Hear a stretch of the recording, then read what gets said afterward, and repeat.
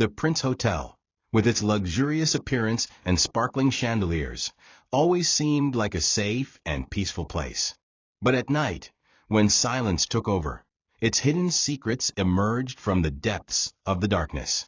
On my very first night shift, I encountered a strange guest who not only disrupted the order of the hotel, but also confronted me with a terrifying and inexplicable mystery. This is the story of that horrifying night, a night I will never forget. I woke up around noon today, and what made me wake up, guys, was the phone ringing. Or maybe it's just that I'm used to not waking up until after ASR prayer. Sorry guys, I know you're surprised, but I've finished my university studies and haven't found a job. I've started staying up at night playing PlayStation and hanging out with the guys, and I don't have any job. My parents are constantly nagging me day and night, telling me to wake up early, to go out and look for any job, to check out companies, at least until I find a suitable position. But guys, I've been everywhere, companies, shops, places, and I haven't found anything. On the contrary, everyone says they don't have any jobs. What should I do? Oh, wait, I forgot who's calling me. Is it my friend Hassan? Strange. Why isn't he calling now? I answered and heard him say, Hey, Asim. Hey, Hassan, you woke me up, man. I was sleeping. Brother, don't you fear God? You're still sleeping?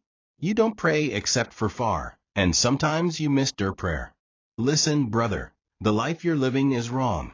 What should I do, Hassan? You know I stay up at night with the guys and sleep during the day. I have no work or anything to do. Anyway, I called you about this matter.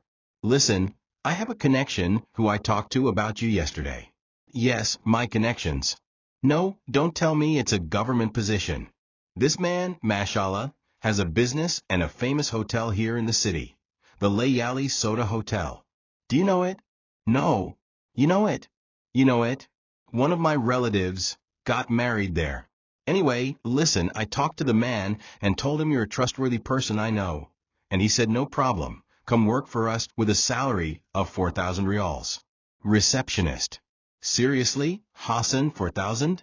Yes, brother, 4,000. And the man said if the employee is good and stays with him, he'll increase the salary to 6,000 and give you a car. May God bless you, Hassan. Let me go tell my mom and dad. My dad was about to kick me out of the house because he's so fed up with me. Let me go give them the good news. But listen, when does the job start? Tonight? Ready or not? Yes, ready. I'm ready to stay up until morning, but what are my working hours? I talked to the man, and he said your shift will be from 10 p.m. to around 6 a.m. Nice, the best thing so I can finish work and have breakfast with fowl and masub, then go back to sleep. Anyway, listen, I want you to prepare yourself and make a good impression on the man, understand? Don't worry. Reception doesn't require much. Computer?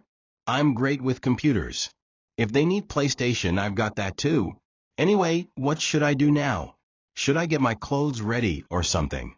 Yes, get your clothes ready. I'm telling you, reception, regular clothes are fine. Listen, I want you to treat the customers with respect. This place has a lot of customers. You know the hotel has 6 floors, each with at least 10 suites, so we're talking about 60 suites. Anyway, my friend, I don't want to warn you again. I want you to make me proud. Don't worry. But what should I do now? Go straight to the hotel management. You'll find Abu Sultan there. Tell him my friend Hassan sent me, the one you talked to and arranged the job for. The man will sort things out with you, so you can start the job tonight. May God grant you success, Hassan, in this life and the next. All right, goodbye. I left the room, guys, and told my mom and dad, who were overjoyed. Finally, they'll see me working and moving instead of this sleep. Guys, I've been rotting in this unimaginable life of sleep and staying up with no benefit. I went to the hotel, and mashallah, I found the management office, a very fancy office. I found the door, and as soon as I entered, I saw a man around his mid-40s. I greeted him and started saying, "Excuse me, Abu Sultan, I've come to you on behalf of Hassan." He said, I know, he told me you'd come. Anyway, listen, Hassan is dear to me, and if I find you suitable here, I'll give you even better tasks than the hotel. I'll move you from reception to other positions. Anyway, listen, I want honesty and hard work. I don't want you to mess around. No, no, don't worry, Abu Sultan, I'm at your service. Anyway, when does the job start? Tonight, it starts at 10 p.m. Be there by at least 9 p.m. to meet the employee from the previous shift. He'll explain everything to you. Here's the English translation of your text, divided into parts for clarity. All right, if you're free now and don't have anything to do, go to the employee at the reception. I'll also call him and make sure he helps you. Okay? Okay, I'll go to him now and let him teach me the basics. May God bless you, Abu Sultan. Goodbye, everyone. I left and went to the hotel. I found a very kind employee who explained everything to me, and it was as simple as it gets. All I have to do is, when a customer comes, show them the prices in front of me, present the available apartments, and whichever one they like, I inform them of the price. Once they agree, I take their ID card and enter their details into the computer. It's a very simple process. On the contrary, the reception was fully equipped, with workers present to assist customers and clean. Some were even specialized in serving coffee, so coffee and sweets were always available. At night, I left everyone and returned home. I prepared myself and started counting the hours. As soon as it was 9 p.m., I headed to the hotel. I arrived and met the employee who was there before me. His name was Adnan, and he started telling me, as I told you, Asim, it's very simple. All you have to do is enter the check-in details here, and the amounts are clearly displayed in front of you. These are the keys. For any customer who comes, you'll know which rooms are available. It was simple, right? No, man, these things are normal. Don't overthink them. If there's anything else you need to tell me, no, there's nothing. If you need anything, the workers are here for you, and the cafe is at your service. Okay? I'll excuse myself now. Goodbye. Goodbye. I sat down everyone at the desk and started looking at the screen. The pleasant atmosphere I was in made the hours pass by quickly. One of the workers brought me a cup of coffee. A cup of coffee, everyone. I've never tasted anything like it. It wakes you up in a way you can't imagine. The hours passed, and around 1 a.m. I was surprised when a customer arrived with his wife. I welcomed them and started showing them the rooms we had. The customer returned and said, "Okay, brother, listen, I'll take this apartment, 207. How much is it?" "It's 250 rials." "No problem, here's 250. But excuse me, brother, can I have your ID? "Why, brother? I'm here with my wife." No, the ID is necessary. We have to register it here in the system because this is a program linked to the security devices. We need to record the details of every guest. Okay, no problem, here's my ID. He gave me his ID, I registered the details, took the payment, and handed him the key. Wow, it was that easy. This was my first customer at work. The hours passed, everyone, and around midnight, I was surprised to see a man who looked very strange.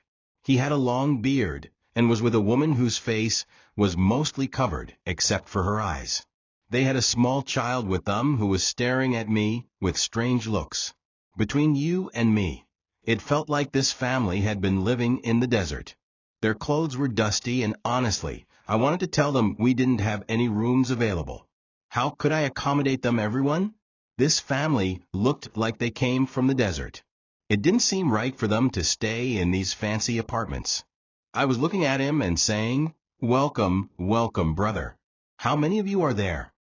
"I don't know, you see how many we are." "Excuse me, brother, I didn't mean it like that. I see there are 3 of you." "Yes, 3. I want you to see if any room is available. We'll stay here until dawn and then leave." "Brother, dawn is only about 3 or 4 hours away. What's the point of staying for just 3 hours? Do you want to see the room?" No need. Just show me the cheapest room you have." We have a small room, but I'm not sure if it's enough for 3 people. Brother, I told you, it's none of your business whether it's enough or not. Just give us the smallest room you have. We just want to rest for a few hours and then leave. Okay, no problem. The room is 200 reals. Okay, can we go see it? I told you, brother, I'll send the worker with you to show you the room. No, brother, I don't need the worker. I have my wife and child with me. Respect my family. Just give me the key. I'll go to the floor where the apartment is and check it myself. Which floor is it? The 3rd floor. Okay, brother, I'll go check it and let you know. Okay, no problem. And imagine, everyone, this man seemed very impatient and couldn't handle any discussion. He left with his wife and child, and I was surprised they didn't use the elevator. They took the stairs. I told you, it was clear these people weren't familiar with the city. They must have come from a village or somewhere in the desert. They were definitely nomads who didn't know the city at all. But on the contrary, these people from the desert often have a lot of money. The best thing was to wait and see how things would turn out with them. Surely, he'd come back and say the room was too small. The room was suitable for 1 person, maybe a couple, but with a child, where would the child sleep? But what did I care? And imagine, everyone an hour or 2 passed, and I realized the man hadn't returned. I took the phone and called him, but it just kept ringing with no answer. I sent the worker and told him to knock on the door. The worker knocked for about 5 minutes, and then came back and told me no one answered. What did this mean? Was he a scammer? Yes, it seemed like he was a scammer, especially since he said he just wanted to rest for a few hours and then leave. He probably thought he'd sleep for a few hours and leave in the morning without me knowing. But no, I wouldn't let him. I'd wait for him here. And imagine, everyone, about 15 minutes after these events, I was surprised to receive a call. I looked, and the call was coming from room 303, where the man had stayed. I answered and heard him say, "Listen, brother, hello, brother. Why are you disturbing us?" "No, brother, I'm not disturbing you. You took the key on the condition that you'd check the room and then pay, but you left and didn't come back. Okay, brother, we're tired. My wife, child, and I have come from a faraway place, a long journey of 900 kilometers. We'll rest, and then the money, God is great. The amount is small. I'll pay you as soon as I leave." "Okay, brother, no problem. Don't be upset. Just pay when you leave." "Okay, good night." He hung up. And imagine, everyone, about 15 minutes later, I was surprised when the phone rang again. This time it was the child who was with them in the room. He started saying, "Brother, can you bring me some tea?" "Tea, brother. Go to sleep." "Why aren't you sleeping?" "I want tea. Bring it to the room." Okay, I'll send the worker now. Goodbye." And indeed, everyone, I called the worker and told him to make tea and take it to room 303. The worker took the tea and went up to the 3rd floor. I told the worker, "Be careful, Mukhtar. Don't give them the tea until you get the money. This money is for the cafe, not us." Okay, I'll take the money." And indeed, everyone, the worker went up and I got busy with the internet. When I remembered after half an hour that the worker hadn't returned, I wondered where he was. And imagine, everyone, I started trying to find the worker. I went up to the 3rd floor, but there was no sign of him. I returned to the ground floor and started searching the area where the workers usually were. All the workers were there except for Mukhtar. We were surprised at the time, but what had happened? Where had he gone? One of the workers said maybe the child needed to use the restroom, and he was used to going to the restroom in the accommodation about 200 meters away from the hotel. I was surprised. Why would he use a restroom outside the hotel when the ones here were 1,000 times better? Well, as the workers said, maybe he went and would return. We waited, everyone. The call to dawn prayer came, we prayed, and returned. Morning came, and we still didn't know where the worker was. We called his phone, but it just kept ringing with no answer. God protect us. What was the story with this worker? And by God, This worker didn't let us forget the disaster until the day I started my first shift with them. We waited everyone, and around 6 a.m., I realized the man who was with his wife and child had said he'd stay until dawn and then leave. What was his story? The sun was up, and it was 6 a.m. Where was the man? I took the phone and called room 303, but it just kept ringing with no answer. God protect us. Had the man left with his wife and child without me knowing? I told you they look like thieves. I checked the cameras that monitored all the entrances because I was suspicious.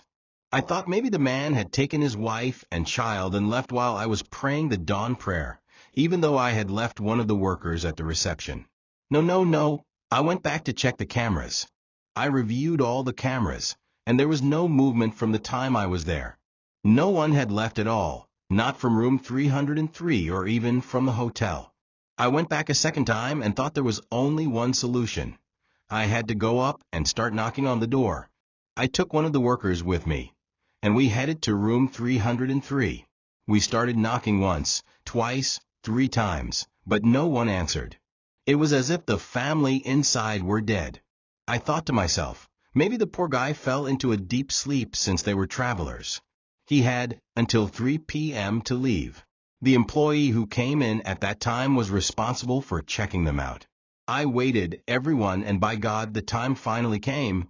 I had to leave. The second employee came and started saying, "What's wrong with you? Are you okay?" "I don't know, by God, I don't know, Mazen. It's just that there's someone in room 303 who didn't pay and didn't leave. He said he'd stay until dawn and then leave." Listen, my friend, since he didn't pay, make him pay now by force. Yes, make him pay by force. Listen, let's go up. And indeed everyone, Mazen was the most experienced of all the employees. I went up with him, and we reached room 303. We started knocking once, twice, 3 times, ringing the bell and knocking on the door, but no one answered. Then he looked at me and said, "It seems there's no one inside." "How is there no one? I checked them in yesterday, and I saw the cameras. The man didn't leave. And Mukhtar, the worker, I sent him to bring them tea. And even he disappeared. Mukhtar is the best worker we have. Listen, let's go down and get the spare key and open the door." "Brother, how can we open the door? The man might be sleeping with his wife and child. It's none of our business. He should open the door. This ringing and knocking would wake the dead. How isn't he waking up?" No, let's open it. Maybe we'll discover something terrible inside."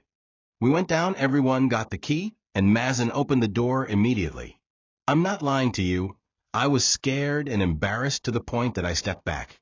As soon as he opened the door, he said, "Son, is there anyone inside the apartment?" But we didn't hear any sound. We entered directly, and imagine everyone, we were shocked by a horrifying scene. It was a single room. As soon as we entered and saw the bed, we discovered someone sleeping and covered.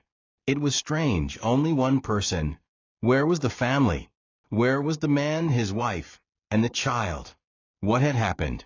We approached the person, and Mazen said, "Brother, you the one sleeping." But we were shocked, everyone, when there was no sound. We removed the cover and were horrified. The person sleeping on the bed was the missing employee, Mukhtar, the cafe worker. We looked at him, woke him up by splashing water on him, and he started saying, "In the name of God, the most gracious, the most merciful." "What, Mukhtar? What brought you here? Where's the customer?" I don't know, by God, I don't know." The worker was crying in a terrifying way. We tried to understand what had happened, but he said he didn't remember anything except bringing the coffee and then seeing a terrifying darkness and incense inside the room. He said, after that, he didn't remember anything. We searched the room, everyone looking left and right, and found strange black traces, as if someone had been burning incense. It seemed like a man had been scattering charcoal inside the room. We took the poor worker downstairs, and I'm not lying to you, we called Abu Sultan, the hotel manager, and started searching and reviewing the cameras. The shock was, as you know, that the man, his wife, and the child were indeed standing in front of the reception as I had received them, and they had taken the stairs. Unfortunately, we didn't have cameras in the stairs. Imagine, as soon as they passed the camera on the first floor, the cameras didn't capture anything, not even on the third floor. It was as if they were mere shadows and had completely disappeared. From that day on, everyone, I was terrified. I left the hotel and apologized to Abu Sultan, telling him that what happened to me that night was very scary. They told me they had been working there for years and that many employees who worked the night shift had similar experiences. I'm not lying to you. The poor employee, Mukhtar, started crying and having strange episodes. This is what I heard from Mazen and the other employee who was with us. I left the hotel. But to this day, I have one question I haven't found an answer to. What was the story of the strange man with his family?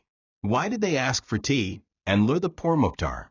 What did they do to him, and why did they leave him like that in the room? Where did they go, and how did they leave without me seeing them? So many questions, everyone, that I haven't found answers to. I hope if anyone has an explanation, they can help me and tell me what happened to me. Conclusion and ending. The night ended, but the unanswered questions continued to haunt me. The strange man and his family, Mukhtar, and those inexplicable events. It all felt like a nightmare I couldn't wake up from. The Prince Hotel was no longer that safe and peaceful place for me. Its walls were filled with secrets no one dared to speak of. I left that place, but even now I sometimes dream of that night. Nights when the strange man stares at me with those cold, dark eyes, and Mukhtar, with his terrified face, screams. I don't remember anything. Perhaps some mysteries are never meant to be solved. Perhaps some things are beyond our understanding. But one thing I know for sure, that night was more than just an ordinary shift. It was an encounter with a world I wish I had never known.